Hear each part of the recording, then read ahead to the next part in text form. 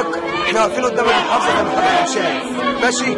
لا في مسؤول بينزل يكلمنا ولا في مسؤول بينزل يشوف طلباتنا، والادارات يحاسبونا نقعدوا ونقفوا. وطبعا هم لهم مصلحه في ان الدوله تتهدم. انا بتكلم الكلام ده علشان حضرتك انا وقفتي ديت وقفت الكل ده مش علشان شهر ولا شهرين، الوقفه ديت علشان نلغي قرار فاشل زي اللي طلعه فاشل ويتحسب ويتقدم للمحاكمه محاكمه جنائيه.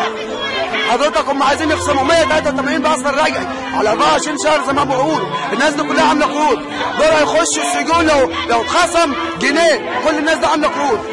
انا عايز القرار اللي طلع ده اهو يتقال خصم، يجي المسؤول اللي طلعه يتحاكم محاكمه جنائيه على خراب الدوله دي وقف في حال الدوله. شكرا.